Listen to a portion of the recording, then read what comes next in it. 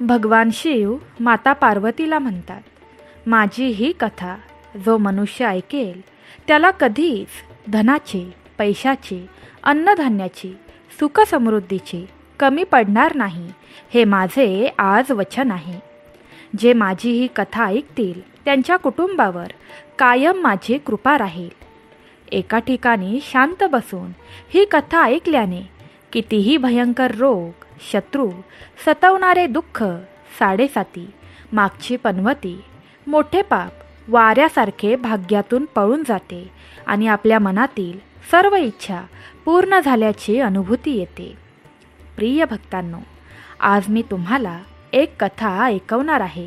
ती ऐकल्याने तुमचे जीवन आनंद, संपत्ती आणि पैशाने भरून जाईल. तर आपण कथेला सुरुवात करूया. कथेला सुरुवात करण्यापूर्वी भगवान शिवाची अखंड कृपा प्राप्त करण्यासाठी हर हर महादेव टाईप करा आणि तुम्ही कोणत्या शहरातून आहात ते आम्हाला नक्की सांगा. आजची कथा लाईक करून भगवान शिवाच्या एका भक्ताला ही कथा शेअर करा. तुमची सर्वात मोठी इच्छा येत्या 12 तासात पूर्ण झाल्याशिवाय राहणार नाही. भगवान शिव माता पार्वतीला सांगतात की मनुष्याने कधीही या 3 गोष्टी कुणालाही सांगू नयेत. जो मनुष्य या 3 गोष्टी इतरांना सांगत नाही तो कधीही गरीब राहत नाही. मग माता पार्वती म्हणतात, हे प्राणनाथ, त्या 3 गोष्टी कोणत्या आहेत ज्या जाणून घेतल्याने मनुष्याला कधीही दुःखाचा सामना करावा लागणार नाही? मग भगवान शिव म्हणतात, हे देवी पार्वती, आज मी पृथ्वीवर भिक्षूचे रूप धारण करून तुला या 3 गोष्टी सांगणार आहे. कृपया ही कथा काळजीपूर्वक आणि शेवटपर्यंत ऐका. जर तुम्ही ही कथा ऐकण्याचे ठरवलेच आहे तर ती पूर्णपणे ऐका. ही कथा अर्धवट सोडण्याची चूक करू नका, कारण ही पवित्र कथा पूर्णपणे ऐकून तुम्ही तुमचे मनोइच्छित ध्येय साध्य कराल. म्हणून ही कथा शेवटपर्यंत ऐका. जर तुम्ही शिवभक्त असाल तर भोलेनाथांचा अनादर करू नका. भगवान शिव पृथ्वीवर संन्यासी म्हणून जातात आणि ही कथा सांगायला सुरुवात करतात. एकेकाळी एका शहरात एक श्रीमंत माणूस राहत होता. त्याच्या घरात कोणत्याही गोष्टीची कमतरता नव्हती आणि त्याचा व्यवसाय खूप चांगला चालला होता. त्याची पत्नीही खूप आनंदी होती, कारण शेठ दर महिना तिच्यासाठी नवनवीन दागिने खरेदी करायचा आणि तिला आनंदी ठेवायचा. भक्तांनो, शेठच्या घराच्या बागेत एक वडाचे झाड होते. संन्यासी त्या वडाच्या झाडाखाली त्यांची चटई पसरून ध्यान करायचे. सेठ आणि सेठानी दोघेही संन्यासींची खूप सेवा आणि त्यांची काळजी घ्यायचे, कारण ते अनेक वर्षांपासून त्याच वडाच्या झाडाखाली राहत होते. सेठ दररोज संन्यासींना घरी बनवलेले जेवण देत असे आणि संन्यासीही त्यांच्यावर खूप प्रेम करायचे. भगवान शिव जे की संन्यासी होते ते खूप आनंदी होते, कारण त्यांना कोणत्याही गोष्टीसाठी इतरत्र जावे लागत नाही. शेठ आणि त्यांची पत्नी त्यांना दररोज चविष्ट जेवण देत असत. भक्तांनो, सेठची पत्नी अतिशय साधी आणि निष्पाप स्वभावाची होती. तिला घराबद्दल सगळं बाहेरच्या लोकांना सांगण्याची सवय होती. तिला असं वाटायचं सगळं जग खूप चांगलंच आहे. एके दिवशी शेठच्या पत्नीने तिच्या पतीला विचारले, पियाजी, तुमचा व्यवसाय इतका चांगला कसा चालला आहे? तुम्ही इतका नफा कसा कमावता? पत्नीचा असा प्रश्न ऐकून शेठने पत्नीला सर्व काही सांगून टाकलं. शेठ म्हणाला, प्रिये, मी धान्याचा व्यापार करतो. मी मुख्य शेतातून धान्य खरेदी करतो आणि ते चढ्या भावाने विकतो. प्रिय भक्तांनो, शेठानीला तिच्या पतीकडून हे कळले तेव्हा ती खूप आनंदी झाली. तिला वाटलं की माझा नवरा खूप हुशार आहे. शहरातील सर्व लोकांना कळलं पाहिजे की माझा नवरा किती हुशार आहे आणि किती पैसे कमावतो. मग भक्तांनो, आता सेठच्या पत्नीने संपूर्ण नगरात ही बातमी पसरवली की तिचा नवरा कशा प्रकारे पैसे कमावतो. भक्तांनो, पुढे काय झालं तर जेव्हा नगरातील लोकांना हे कळलं की व्यापारी कसे पैसे कमावतो, तेव्हा त्यांनी देखील धान्याचा व्यवसाय सुरू केला. नगरातील अनेक लोक धान्याचा व्यापार करू लागले. पूर्वी कमी किमतीत धान्य खरेदी करणारा हा व्यापारी आता तेच धान्य कमी किमतीत विकत होता. सेठचा व्यवसाय मंदावू लागला. त्याला कोणताही नफा होत नव्हता आणि हळूहळू तो गरीब होऊ लागला. सेठचा संपूर्ण व्यवसाय बुडालेला पाहून तो खूप दुःखी होतो आणि काळजीत जातो. मग एकेकाळी तोच व्यापारी त्याच्या व्यवसायातील समस्यांना कंटाळून बागेत बसला होता. तेव्हाच भगवान शिव, जे एक संन्यासी होते, ते तिथे आले आणि म्हणाले, सेठजी, काय झालं? आज तुम्ही थोडे काळजीत दिसत आहात. मग तो व्यापारी त्याला म्हणू लागला, अरे संत महात्मा, माझा व्यवसाय खूप मंदावलेल्या अवस्थेतून जात आहे. नफा खूपच कमी झाला आहे. नगरातील अनेक लोकांनी धान्याचा व्यवसाय सुरू केला आहे. त्यामुळे माझा व्यवसाय कमी होत आहे. सेठचे शब्द ऐकून भगवान शिव म्हणाले, सेठजी, तुम्ही पैसे कसे कमावता किंवा तुमचे जीवन कसे जगता हे तुम्ही कुणाला सांगितले आहे का? तेव्हा तो सेठ साधू महात्मांना म्हणू लागला, हो साधू महात्मा, मी व्यापाराची गोष्ट माझ्या पत्नीला सांगितली होती. मला माझ्या पत्नीने विचारले होते की तुम्ही इतके धन कसे कमावता. तेव्हा मी तिला सांगितले होते की मी अन्नधान्यांचा व्यापार करून चांगल्या प्रकारे धन कमावतो. आता संन्याशाला संपूर्ण गोष्ट समजते. साधू म्हणतात, सेठजी, तुम्ही ही खूप मोठी चूक केली आहे. तुम्ही तुमच्या पत्नींना या गोष्टी सांगायला नको होत्या. आज मी तुम्हाला एक गोष्ट सांगेन आणि या कथेद्वारे मी तुम्हाला सांगेन की व्यक्ती कितीही जवळची असली तरीही या 3 गोष्टी कधीही कुणालाही सांगू नयेत. यामुळे गरिबी तुमच्या जवळही येत नाही. भक्तांनो, आता भगवान शिव असलेले संत त्यांची कहाणी सुरू करतात. साधू म्हणू लागतात, शेठजी, एकेकाळी घडलेली ही गोष्ट आहे. एका शहरात एक गरीब माणूस राहत होता. तो इतका गरीब होता की तो त्यांच्या कुटुंबासाठी योग्य जेवणाची व्यवस्थाही करू शकत नव्हता. संन्यासी म्हणाला की सेठजींची गरिबी ही मानवासाठी एक अपमानजनक दुःख आहे. पैशाशिवाय घर चालवणे खूप कठीण होते. पुढे संन्यासी म्हणतात, तो मनुष्य इतका गरीब होता की त्याला कधी कधी खायला अन्नही मिळत नसे. कधी सकाळी अन्न मिळायचे तर कधी संध्याकाळी. एक दिवस त्या गरीब मनुष्याची पत्नी म्हणाली की आपण खूप गरीब आहोत. सकाळी अन्न खाल्ले तर संध्याकाळी भेटेल की नाही हे सांगू शकत नाही आणि संध्याकाळी खाल्ले तर सकाळी भेटेल की नाही हे देखील सांगू शकत नाही. शेवटी हे किती काळ चालू राहणार? मी कसे तरी घर सांभाळेन, पण पैसे कमावण्यासाठी तुम्हाला आता परदेशात जावे लागेल. आपले कुटुंब असे जगू शकणार नाही. एखाद्या व्यक्तीकडे कितीही संपत्ती असली तरी ज्याच्याकडे कोणतेही काम नसेल तर ती संपत्ती देखील निरुपयोगी आहे. जर आपण काहीच केले नाही तर आपण आपल्या मुलांना कसं वाढवणार?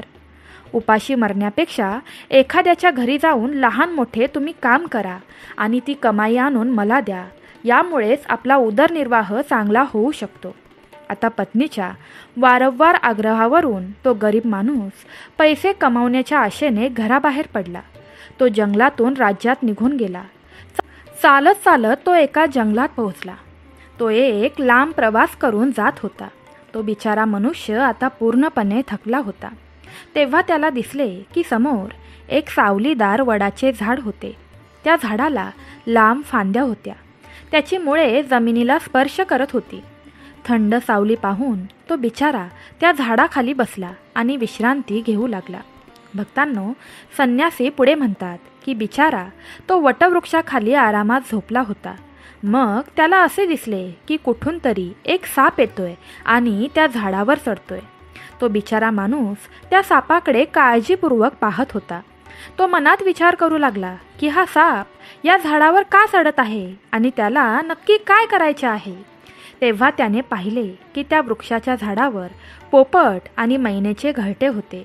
त्या घरट्यात पोपटाची पिल्लं होती. सापाला बघून त्या पक्ष्यांची पिल्लं जोरजोरात ओरडू लागली. ते पाहताच गरीब मनुष्याला समजले की हा दृष्ट साप त्या पक्ष्यांच्या मुलांना खायला आला आहे. तो विचार करू लागला की ही मी मुले आता तर पाहिली आहेत.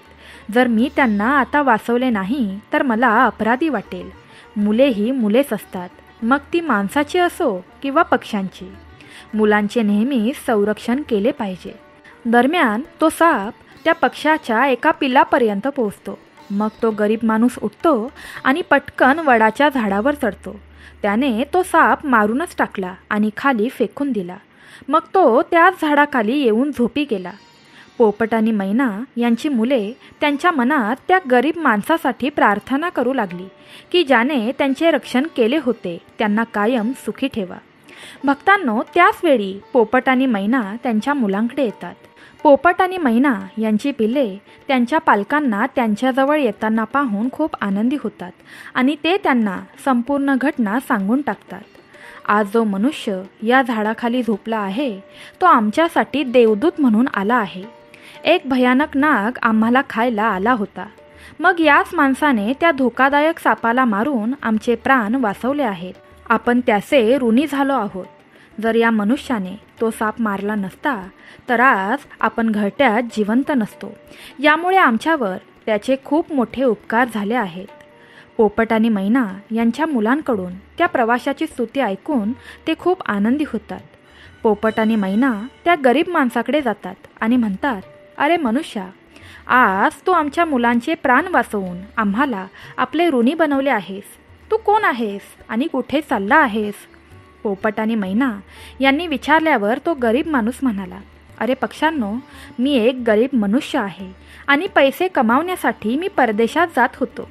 मी प्रवासाने थकलो होतो म्हणून मी या झाडाच्या सावलीत बसलो आणि विश्रांती घेऊ लागलो. मग मी एक दृष्ट साप तुझ्या मुलांना खाण्यासाठी तुझ्या घरट्यात येताना पाहिला. मी त्याला मारून टाकले. मग पोपट आणि मैना म्हणाले, दादा, तू आमच्यावर खूप उपकार केलेस. जगातील सर्वात मोठा आनंद मुलांकडूनच मिळतो. मुलांपेक्षा कोणीही कुणाला जास्त प्रिय नाही. तुम्हीही फक्त तुमच्या मुलांसाठी पैसे कमवायला आला आहात. आता तुम्ही आमच्या मुलांचे प्राण वाचवले आहेत. आम्हाला तुमच्या मुलांची भूक संपवायची आहे. मग त्यांनी सांगितले, आम्ही दोघे पोपट आणि मैना नावाचे पक्षी आहोत आणि आम्ही मौल्यवान मोती खातो. आणि तुम्ही ऐकलेच असेल की मोती मानवांसाठी किती मौल्यवान आहेत. आम्ही तुम्हाला काही मोती आणून देऊ. तुम्ही ते विकून बाजारातून काही ना काही खाद्यपदार्थ आणा आणि आजपासून तुम्ही इथेच राहा आणि आमच्या मुलांची काळजी घ्या. आम्ही तुमच्यासाठी दररोज असेच मौल्यवान मोती घेऊन येत राहू. पोपट आणि मैनाची गोष्ट ऐकून तो गरीब माणूस आनंदी झाला. त्याला वाटलं की जर आपल्याला एवढेच पैसे मिळतात तर आपण बाहेरगावी का जावे. कथा सांगताना पुढे संन्यासी म्हणतात की भक्तांनो, त्या गरीब मनुष्याने जे काही मोती घेतले ते बाजारात जाऊन विकले आणि अन्नपदार्थ खरेदी केले. त्याने त्या झाडाखाली झोपडी बांधली आणि तो तिथेच राहू लागला आणि पोपटाच्या आणि मैनाच्या पिल्लांची काळजी घ्यायला सुरुवात केली. आता पोपट आणि मैना निश्चिंत झाले. त्यांना त्यांच्या मुलांचे रक्षण करण्यासाठी कोणीतरी सापडले होते. आता ते सकाळी त्यांच्या घरट्यातून अन्नाच्या शोधात कोणतीही चिंता न करता उडून जायचे आणि संध्याकाळी मोती घेऊन यायचे. आपल्या मुलांना घरट्यात सुरक्षित पाहून त्यांना खूप आनंद व्हायचा आणि ते त्या गरीब मनुष्याचे आभार मानायचे. ते त्याला दररोज मोती आणून द्यायचे. अशा प्रकारे हळूहळू पोपट आणि मैना त्यांच्यासाठी काम करत असताना त्या गरीब मनुष्याला 2 महिने झाले होते. आता त्या गरीब व्यक्तीला त्याची पत्नी आणि मुलांची आठवण येऊ लागली. एक दिवस त्या गरीब मनुष्याने पोपट आणि मैनेला सांगितलं की मला आता माझ्या घरी जायचं आहे. माझी पत्नी आणि मुले कशी आहेत हे काय माहिती. मग पोपट आणि मैना बोलू लागले, अरे दादा, आता तू काळजी न करता तुझ्या घरी जा आणि तुझ्या मुलांसोबत पत्नीसोबत आनंदात राहा. आमची ही मुले आता उडण्यास सक्षम झाली आहेत. आता भय नाहीये. तू तुझी पत्नी आणि मुलांची काळजी घ्यायला जाऊ शकतोस. जर तुला कधी आम्हाला भेटावेसे वाटले तर याच ठिकाणी ये. भक्तांनो, असे म्हणत पोपट आणि मैना त्या गरीब माणसाला खूप मोती देतात. आता तो गरीब मनुष्य ते मोती सोबत घेऊन त्यांच्या घरी पोहोचतो. जेव्हा ते मोती त्याच्या पत्नीला तो दाखवतो तेव्हा त्याची पत्नी खूप आनंदी होते.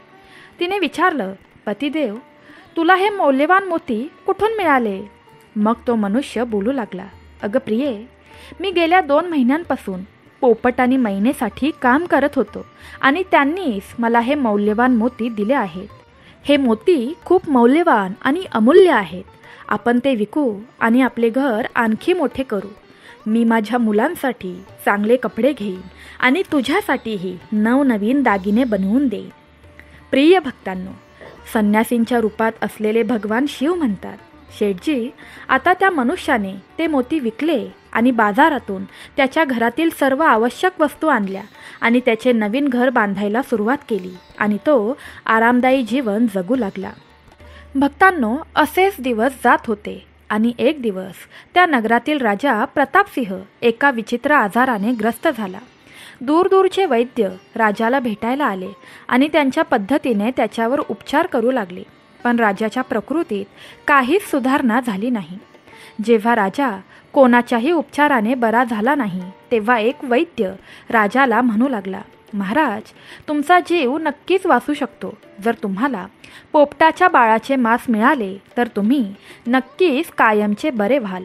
अशा प्रकारे वैद्याचे म्हणणे ऐकून राजा प्रतापसिंह यांनी त्यांच्या राज्यात घोषणा केली की जो कोणी त्यांना पोपट किंवा पोपटाचे पिल्लू आणून देईल त्यांना सोन्याची नाणी दिली जातील. हळूहळू ही बातमी संपूर्ण राज्यात पसरली. सर्वजण इकडे तिकडे पोपटाचे पिल्लू शोधू लागले, पण कुणालाही पोपट सापडला नाही. एके दिवशी त्याच गरीब माणसाची पत्नी त्याच गल्लीत तिच्या शेजारच्या काही महिलांशी बसून बोलत होती. त्या घरगुती गोष्टींबद्दल बोलत होत्या. त्यांच्या संभाषणात पोपटाचा विषय निघाला. एक स्त्री म्हणाली, ताई, तुम्हाला माहीत आहे का की राजाने पोपटाचे बाळ आणण्याचा आदेश दिला आहे. पोपट आणणे सोपे काम नाही. जेव्हा एका गरीब माणसाच्या पत्नीने हे ऐकले की राजा आजारी आहे आणि त्याने जाहीर केले आहे की जो कोणी त्याच्याकडे पोपटाचे बाळ आणेल तो त्याला सोन्याचे नाणे देईल, हे ऐकून त्या गरीब माणसाच्या पत्नीने म्हटले की अरे बहिणींनो, पोपट आणणे ही खूप मोठी गोष्ट नाही आहे. माझा नवरा 2 महिन्यांपासून पोपट आणि मैनांसाठी काम करत आहे. तो एक नाही तर अनेक पोपट आणू शकतो, हे सांगून ती तिच्या घरी गेली. गावातील महिलांनी ती गोष्ट ऐकली आणि आपापल्या पतींना सांगितली. हळूहळू ही बातमी संपूर्ण गावात पसरली. राजाने असेही ऐकले की त्याच्या राज्यात एक मनुष्य आहे जो पोपट आणि मैनासोबत काम करून परत आला आहे. राजाने आपल्या सैनिकांना त्या मनुष्याला पकडून पोपटाचे पिल्लू आणण्यास सांगण्याचा आदेश दिला. राजा म्हणाला, त्या बदल्यात तुम्ही मागाल ते बक्षीस आम्ही तुम्हाला देऊ. हे ऐकून तो मनुष्य घाबरला आणि म्हणाला, महाराज, तुम्ही माझे प्राण घेऊ शकता, पण मी तुमच्यासाठी पोपटाचे पिल्लू आणू शकत नाही. मी त्यांचा जीव वाचवला होता. एक रक्षक भक्षक कसा बनू शकतो? त्याच्या नकारावर राजा प्रतापसिंह खूप रागावले आणि म्हणाले, जर तुम्ही आमचे ऐकले नाही आणि पोपटाचे बाळ आणले नाही तर आम्ही तुमच्या पत्नी आणि मुलांना ठार मारून टाकू. प्रिय भक्तांनो, मग भगवान शिवाच्या रूपातील संन्यासी म्हणतात की जेव्हा मनुष्य त्यांच्या मुलांच्या सुरक्षिततेचा विचार करतो तेव्हा तो सर्वात कमकुवत बनतो. अशा परिस्थितीत त्याला काहीही करायला भाग पाडले जाते. राजाचे बोलणे ऐकून तो बिचारा खूप घाबरला. त्याला वाटले की आता मला कोणत्याही प्रकारे पोपटाचे बाळ राजाकडे आणावे लागेल. तो पटापट घरी आला आणि आपल्या पत्नीला शिव्या देऊ लागला. हे तू काय केलंस? तुला अजिबात समजत नाही की आपण कुठे जात आहोत आणि काय बोलत आहोत. तुम्ही ही माझी गोष्ट नगरातील स्त्रियांना का सांगितली? हळूहळू ही बातमी राजा प्रतापसिंहांपर्यंत पोहोचली. आता मला सांग, मी काय करू? पोपट आणि मैना यांनी आम्हाला खायला दिले. त्यांनी राहण्यासाठी नवीन घर आणि घालण्यासाठी चांगले कपडे दिले. मी त्यांचा विश्वासघात कसा करू शकतो? त्या महिलांना हे सांगून तू खूप मोठी चुकी केली आहेस. तो मनुष्य म्हणू लागला, हे प्रिये, आपल्या घराबद्दलच्या काही गोष्टी इतरांना कधीही सांगू नयेत.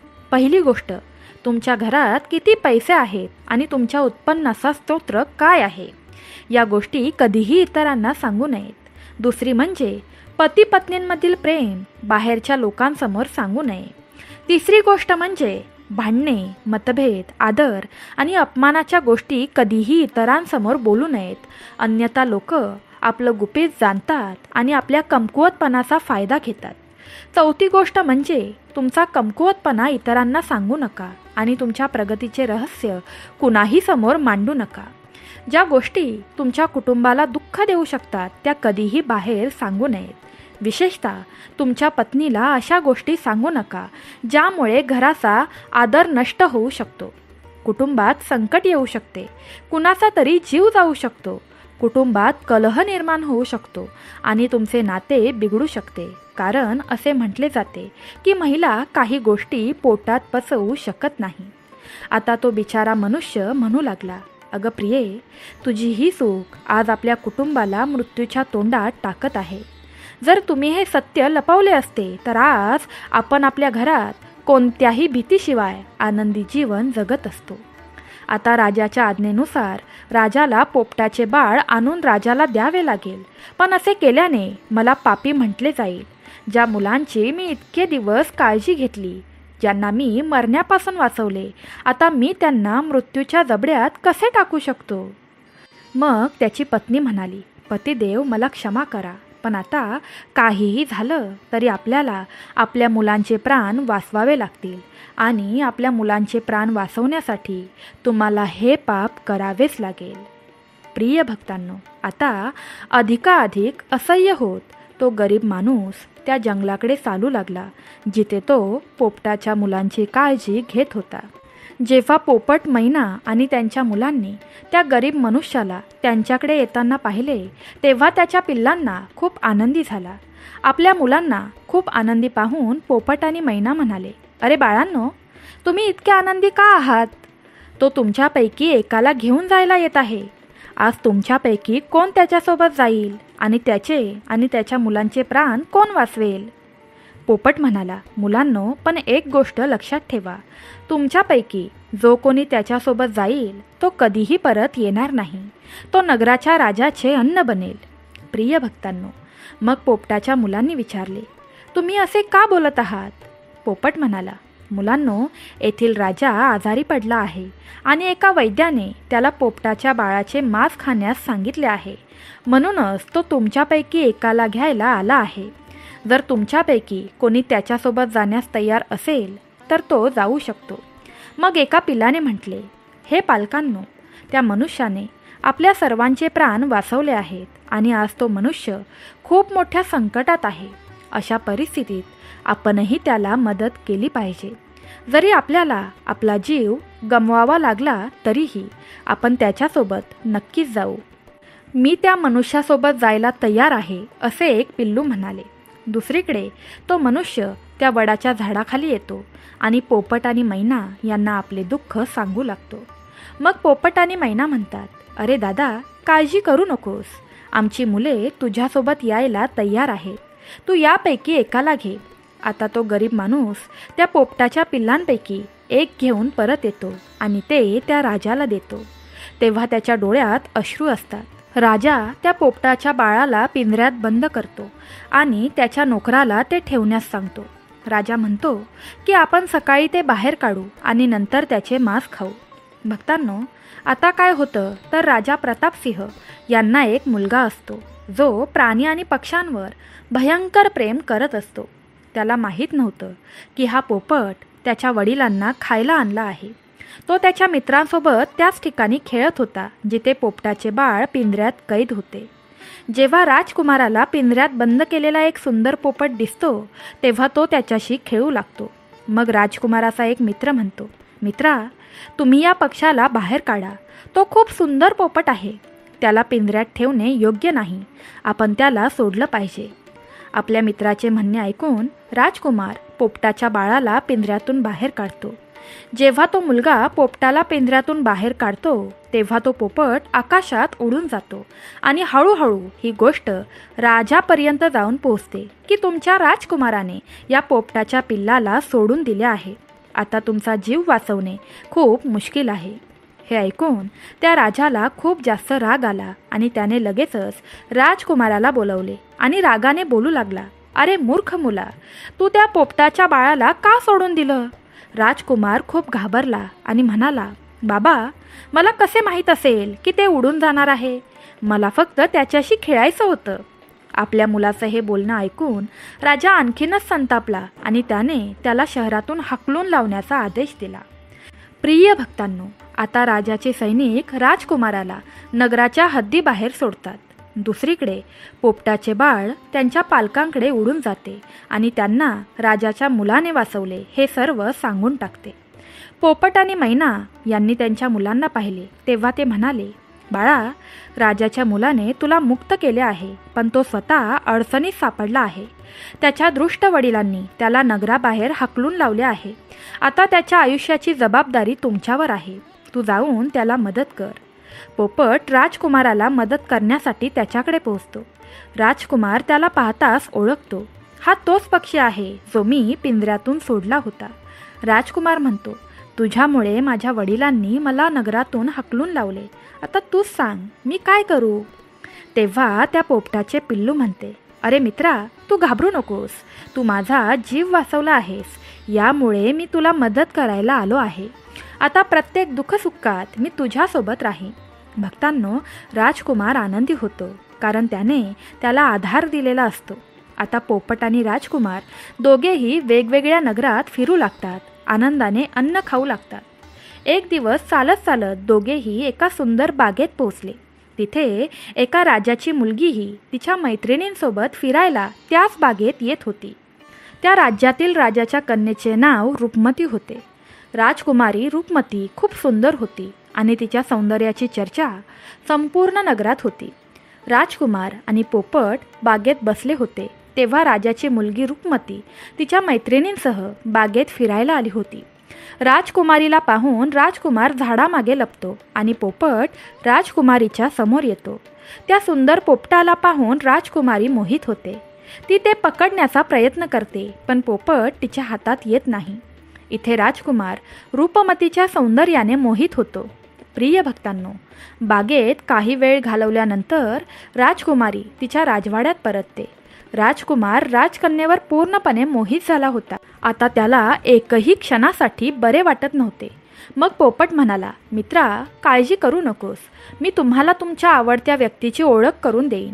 राजकुमार म्हणाला, मित्रा, मला त्या राजकुमाराची काहीही करून कशी तरी ओळख करून दे.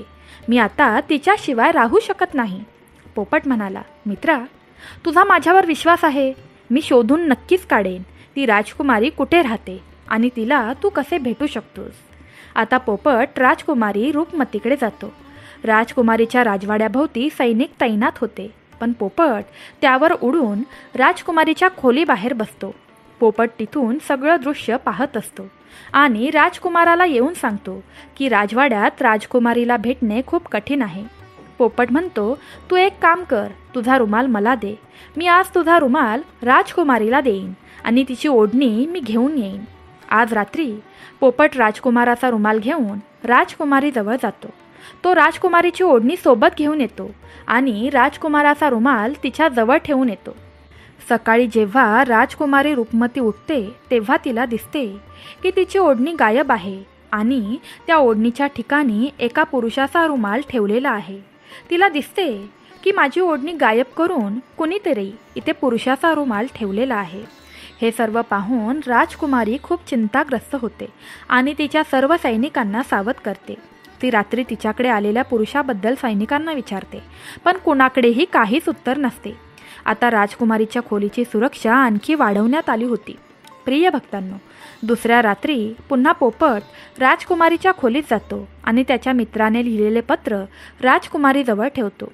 दुसऱ्या दिवशी जेव्हा राजकुमारी उठते आणि पत्र वाचते तेव्हा त्यात लिहिलेले असते की राजकुमारी, जेव्हापासून मी तुला पाहिले आहे तेव्हापासून मी तुझा झालो आहे. मला तुझ्याशी लग्न करायचे आहे. जर तुला मला भेटायचे असेल तर तू तुझ्या बागेमध्ये ये. मी तुला तिथे भेटेन. मग राजकुमारी तिच्या मैत्रिणींना घेऊन त्या बागेत जाते, पण तिथे कोणताही पुरुष तिच्या नजरेस पडत नाही. तिथे फक्त तोच पोपट उडत असतो जो त्या दिवशी तिने पाहिलेला असतो. तर पोपट राजकुमारीला म्हणतो, हे राजकुमारी, मी तुला ज्या व्यक्तीला भेटायचे आहे त्याची ओळख नक्कीच करून देऊ शकतो, पण आधी तू मला वचन दे की तू हे तुझ्या वडिलांना सांगणार नाहीस आणि माझ्या मित्राला कैदी बनवणार नाहीस. राजकुमारीने मग वचन दिले की ती त्याला कैदी बनवणार नाही. मला त्यांची ओळख करून द्या.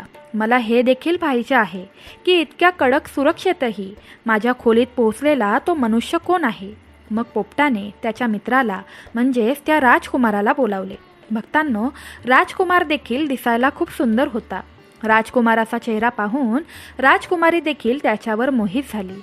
मग राजकुमार येतो आणि एका ठिकाणी शांत बसून राजकुमारीकडे शांतपणे पाहत राहतो. मग राजकुमारी विचारते, तू कोण आहेस आणि इतक्या कडक सुरक्षेतही तू माझ्या खोलीत कसा पोहोचलास? राजकुमार म्हणू लागतो, प्रिये, जेव्हा हृदयात प्रेम असते तेव्हा कोणतेही काम अशक्य नसते. तुला पाहिल्यापासून मी तुला प्रेम करू लागलो आहे आणि मला तुझ्याशी लग्न करायचं आहे. जेव्हा राजकन्येने विचारले की तू कोण आहेस आणि कुठून आला आहेस, तेव्हा राजकुमाराने तिला त्याची संपूर्ण कहाणी सांगितली. राजकुमाराची कहाणी ऐकल्यानंतर राजकुमारीला त्याच्याबद्दल सहानुभूती वाटली. आता दररोज राजकुमारी रूपमती त्या राजकुमाराला भेटण्यासाठी त्या बागेत येत असे. एके दिवशी राजकुमारी म्हणाली, राजकुमार, माझे वडील तुझ्याशी लग्न लावून देणार नाहीत, म्हणून मी तुझ्यासोबत पळून जाईन आणि आपण दुसऱ्या ठिकाणी जाऊन लग्न करू आणि आनंदाने संसार करू. प्रिय भक्तांनो, आता तेच घडते. राजकुमारी त्या राजकुमाराला घोड्यावर बसवून पळवून नेते आणि बरेच अंतर गेल्यावर ते एक झोपडी बांधतात आणि लग्न करून दोघेही एकत्र राहू लागतात. ते एकत्र राहत असताना बराच वेळ जातो आणि तो पोपटही त्यांच्यासोबत राहत असतो. भक्तांनो, भगवान शिव एका साधूच्या रूपात म्हणतात, शेठजी, एक दिवस काही कारणाने त्या राजकुमाराच्या झोपडीला आग लागते आणि ती आग विझवण्याचा प्रयत्न करताना त्या पोपटाचे एक पंख जळून जाते. मग पोपट म्हणतो, बघ मित्रा, आता तू तुझ्या घरी जा. आता तुझ्या वडिलांचा रागही शांत झाला असेल. आता तुझे वडील तुला काहीही बोलणार नाहीत. जेव्हा ते त्यांच्या सुनेला पाहतील तेव्हा ते तुला माफ करतील. माझा एक पंख आता जळाला आहे. मी आता उडू शकत नाही, म्हणून मी काही दिवस इथेच राहीन आणि माझे पंख पुन्हा वाढण्याची वाट पाहीन.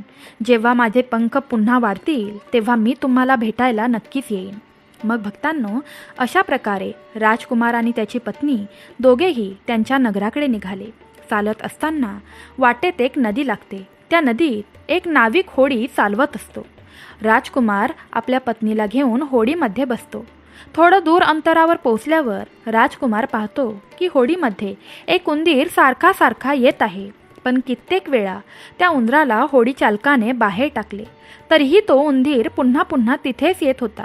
मग राजकुमार म्हणाला, अरे, हा बिचारा प्राणी अशा प्रकारे पाण्यात डुबून मरेल.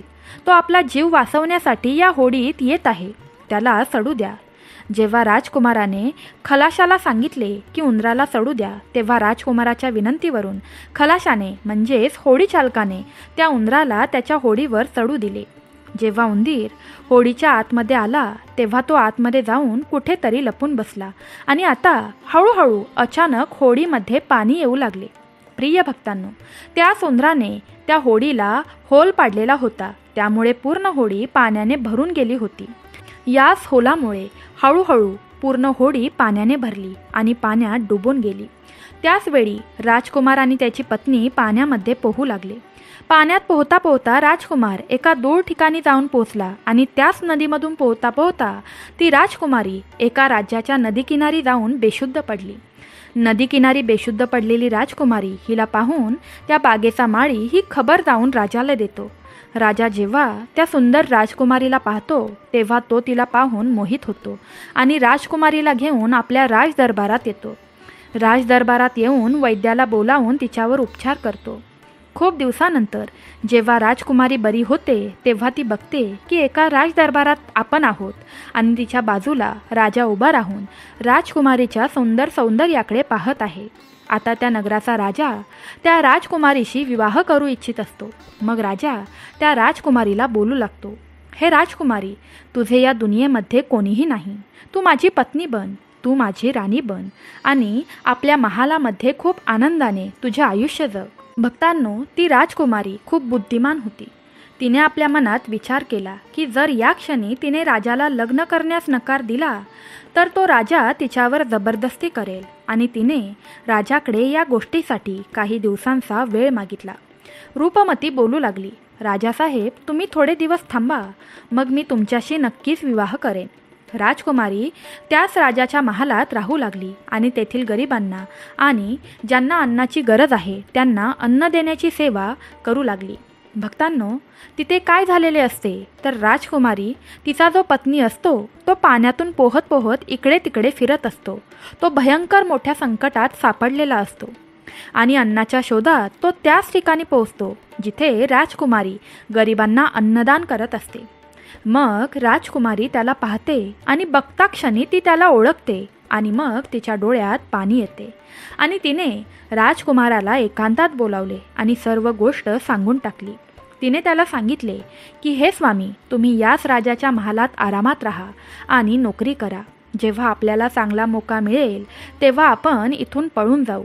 भक्तांनो, राजकुमारीचे म्हणणे ऐकून तो राजकुमार तिच्या बोलण्याशी सहमत झाला आणि त्याच महालात नोकर बनून नोकरी करू लागला. तो राजकुमारीला मदत करू लागला आणि गरिबांना अन्न देण्यात तो पण तिला हातभार लावून मदत करू लागला. राजाला हे माहीत नव्हते की राजकुमार रूपमतीचा पती आहे. राजा तर त्याला त्याचा नोकर समजत असे. अशा प्रकारे हे सर्व चालूच होतं. एके दिवशी राजकुमारी आणि राजकुमार पक्ष्यांना दाणे टाकत होते आणि त्याच ठिकाणी तो पोपट दाणे खाण्यासाठी तिथे पोहोचला. आता त्या पोपटाला नवीन पंख आले होते. जेव्हा तो तिथे दाणे खायला आला तेव्हा राजकुमार आणि राजकुमारीला त्याने ओळखले. जेव्हा राजकुमारीने त्या पोपटाला पाहिले तेव्हा पुन्हा एकदा तिच्या डोळ्यात पाणी दाटून आले. मग त्यांनी त्या पोपटाला सर्व घडलेला प्रकार सांगितला की कशा प्रकारे ते इथे सापडले आहेत आणि येथील राजाला हे देखील माहीत नाही की ते पती पत्नी आहेत. तेव्हा तो पोपट बोलू लागला की तुम्ही चिंता करू नका. आज रात्री जेव्हा राजाचे सैनिक झोपी जातील तेव्हाच मी काहीतरी करीन आणि नक्कीच तुमच्या वडिलांच्या महालात तुम्हाला पोचवेन. प्रिय भक्तांनो, मग तेच झालं जे होणार होतं. रात्र होताच राजाचे सैनिक गाढपणे झोपून जातात. जेव्हा सर्व सैनिक झोपी गेले तेव्हा त्याच वेळी राजकुमार आणि राजकुमारी तिथून निघून जाऊ लागले. रात्रीच्या अंधारात राजकुमार आपले वडील प्रतापसिंह यांच्या महालात पोहोचले. राजकुमार आपल्या पत्नीला घेऊन आपल्या वडिलांच्या जवळ पोहोचले. त्यांना पाहून राजकुमारचे वडील खूप आनंदी झाले. त्यांना त्यांच्या करणीवर खूप पश्चाताप झाला की त्याने आपल्या पुत्राला नगराच्या बाहेर काढून खूप मोठी चुकी केली होती. तो सारखी आपल्या मुलाची माफी मागू लागला. तेव्हा राजकुमार म्हणू लागला की हे पिताश्री, माझी रक्षा त्याच पोपटाने केली ज्या पोपटाला मारून तुम्ही खाणार होता. त्याच पोपटाने आज माझे प्राण वाचवले आहेत. प्रत्येक शत्रूपासून माझे रक्षण केले आहे. राजकुमाराच्या मुखातून पोपटाच्या या गोष्टी ऐकून राजा खूप प्रसन्न झाला आणि त्या दिवसापासून त्याने निश्चय केला की आजपासून कोणीही आपल्या राज्यातील पशुपक्ष्यांना, प्राण्यांना मारणार नाही आणि कायम त्यांची सेवा करत राहील. भक्तांनो, इतकी कहाणी संन्यासी त्या शेठला सांगतो आणि म्हणतो की बघा शेठजी, अशा गोष्टी इतरांना सांगितल्याने आपल्या जीवनात घोर संकटे येऊ शकतात. यामुळे या गोष्टी कधीही कुणाला सांगू नयेत. जसे की तुम्ही तुमच्या पत्नीला सांगितलं की तुम्ही कोणत्या प्रकारे, कशा प्रकारे धन कमवत होता आणि आज तुमचा व्यापार पूर्णपणे संपला आहे. मग भक्तांनो, त्या शेठला त्याच्या चुकीचा पश्चाताप होतो आणि तो त्याच्या पत्नीला या गोष्टी कधीही कुणाला सांगू नये असे समजावून सांगतो. भगवान शिवाने माता पार्वतीला गरुड पुराण व शिवसहितातून काही अत्यंत गोपनीय गोष्टी सांगितल्या आहेत, ज्या गोष्टी इतरांना सांगितल्यास किंवा उघड केल्यास मनुष्य संकट, गरिबी आणि अपयशाला सामोरा जातो. शिव म्हणतात, कोणाकडे किती धन आहे, कुठे ठेवले आहे, कुणाला दिले आहे, ही माहिती गुप्त ठेवा. जर इतरांना माहिती झाली तर द्वेष, डोळा, चोरी किंवा फसवणूक होऊ शकते. शिव म्हणतात की लक्ष्मीला स्थिर ठेवायचं असेल तर मौन पाळा. घरातील भांडणं, आर्थिक ताण, कौटुंबिक समस्या या गोष्टी बाहेर सांगितल्यास समाजात अपमान होतो आणि ईर्ष्या वाढते. भगवान शिव माता पार्वतीला म्हणतात, जे घर स्वतःच्या दुःखांची जाहिरात करतं तिथून सुख आणि समृद्धी, लक्ष्मी निघून जाते. काहीतरी मोठं करायचं असेल किंवा एखादी योजना असेल तर ती पूर्ण होईपर्यंत गुप्त ठेवा.